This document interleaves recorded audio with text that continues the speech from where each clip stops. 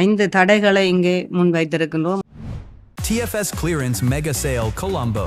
Buy one get two on all clothing. வளமையாக நாங்கள் இந்த நல்லூர் முருகனுக்குரிய திருப்பணிகளை இம்முறையும் சிறப்பான முறையிலே ஏற்பாடுகளை செய்திருக்கின்றோம். சில இறுக்கமான தடைகளை நாங்கள் இந்த முறை கடந்த காலத்தில் எங்களுக்கு ஏற்பட்ட முறைப்பாடுகளுக்கு அமைய 5 தடைகளை இங்கே முன்வைத்திருக்கின்றோம். முக்கியமாக இதனுடைய மக்களுக்கு தேவையான ஒன்று, உற்சவ காலத்தில் வியாபார நிலையங்களில் சினிமா பாடல்களை ஒலிக்க விடுதல், ஆடல் பாடல் நிகழ்வுகளில் ஈடுபடுதல் போன்ற செயற்பாடுகள் முற்றாக தடை செய்யப்பட்டுள்ளன. இவ்வாறு விதிமுறைகளை மீறுவோர் ஒலி அமைப்பு சாதனங்கள் அனைத்தும் பறிமுதல் செய்யப்படும். 2வது விடயம், உற்சவ காலத்தில் தெய்வீக நிகழ்வுகள் சாராத காட்சிகள், காணொளிகள் அல்லது விளம்பரங்களை திரையிடுதல் முற்றாக தடை செய்யப்பட்டுள்ளது.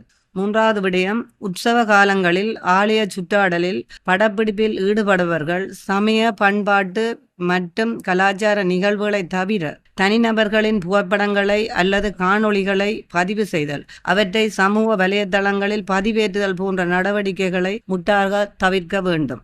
ஆலய சுற்றாடலில் ட்ரோன் கேமரா பறக்க விடுவது முற்றாக தடை செய்யப்பட்டுள்ளது.